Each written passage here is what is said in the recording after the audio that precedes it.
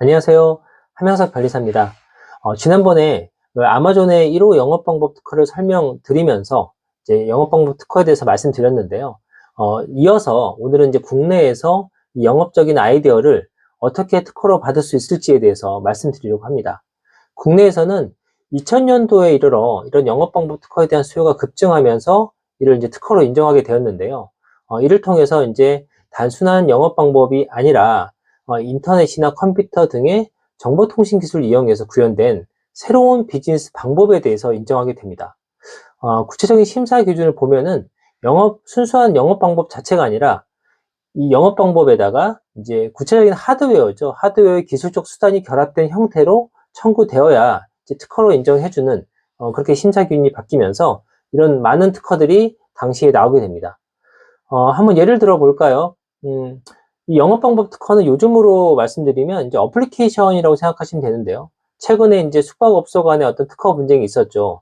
야놀자와 여기어디의 특허 분쟁이 있었는데요. 이 경우에 이제 야놀자의 마이룸 서비스라는 이제 특허가 있습니다. 물론 이제 이 사건은 야놀자의 마이룸 서비스의 특허가 이제 무효가 되면서 종결되었는데 이 부분은 이제 많은 곳에서 다루고 있으니까 오늘은 좀 생략하고요. 일단 저희는 오늘은 이 마이룸 특허, 이 영업 방법에 대한 특허가 어떻게 작성되어 있는지를 한번 살펴보려고 합니다.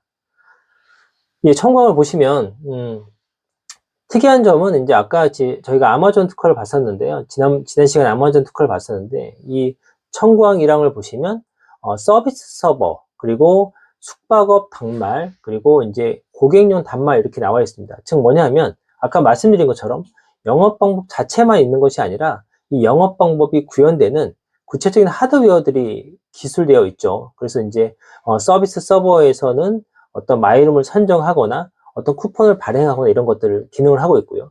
그리고 이제 숙박업의 이제 단말 같은 경우에는 이런 이제 임대를 어떻게 신청했을 때 이것들을 서비스 서버에 보내서 이게 마이룸인지 아닌지 뭐 이런 것들 숙박료를 관리한다든가 이런 것들을 담당하게 되고, 이제 고객용 단말은 뭘까요? 이제 저희가 생각하는 스마트폰 같은 거겠죠. 저희가 이제 어플리케이션을 켜서 이 리스트를 보고 어떤 이제 그 계약을 체결할 수 있는 이런 서버 이제 단말을 이제 말하는 건데요. 이렇게 하드웨어가 결합된 형태로 청구항을 작성하게 됩니다.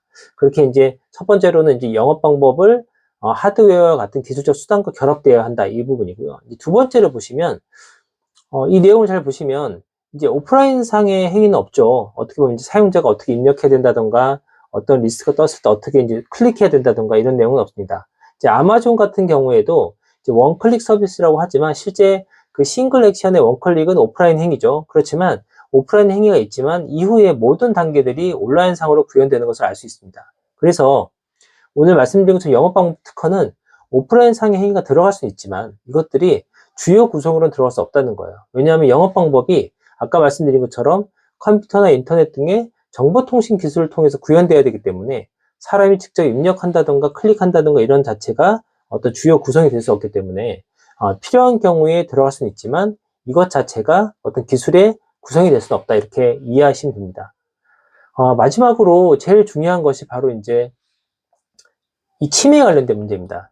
이제 내가 특허를 받았는데 제3자가 이것을 실시했을 때 내가 이제 이것을 침해를 이제 소송을 걸거나 쓰지 못하게 해야 되는데, 그렇게 하기 위해는 어떻게 해야 될까요? 이제 특허 침해 같은 경우에는 권리자가 침해 입증을 해야 되는 경우이기 때문에 내가 그 침해를 입증해야 된다는 거죠. 그런데 이 영업방법 특허를 낼 때 서버의 어떤 구체적인 기능들, 내부적으로 이제 알고 있는 기능들, 알고리즘들이 다 들어가게 되면은 저희가 확인할 수가 없죠.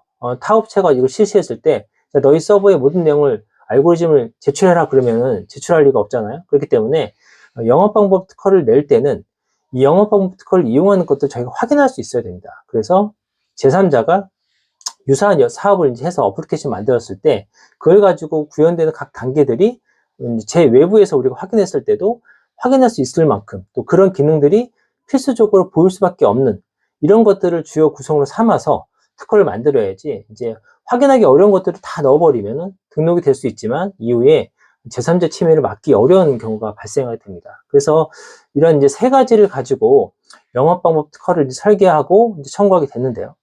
여러분들도 만일에 이제 어떤 사업의 아이디어나 영업 방법, 또 아니면 어플리케이션을 개발하는 것도 사실 이제 이 어플리케이션 개발 자체가 중요한 것이 아니라 어떻게 개발할 거냐, 어떤 기능을 넣을 거냐가 사실 더 중요한 요소이죠. 그래서 이 요소들이 결국 특허가 되는 것이고, 그리고 실제로 하드웨어나 이런 서버들은 실제 물리적 장치이기 때문에 충분히 이제 청구가 쓸 때 넣을 수 있는 부분이기 때문에 충분히 특허로 만들 수 있는 영역인 것 같습니다.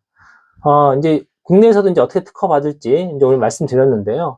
이렇게 최근에 이제 급증하는 어플리케이션을 이제 우리가 다양한 사업 방법들, 플랫폼 서비스를 저희가 하게 되는데, 이런 것들을 충분히 특허로 이제 등록받아서 활용함으로써 또 제3자의 침해를 방지하고, 또 오늘 지난번 아마존과 같이 자신의 영업 방법에서 독점적 지위로 사업을 이끌어갈 수 있는 좋은 기회가 될 것으로 보입니다. 오늘은 여기까지고요. 또 그동안 또 시청해주셔서 감사드리고, 다음에 또 좋은 컨텐츠로 찾아뵙도록 하겠습니다. 감사합니다.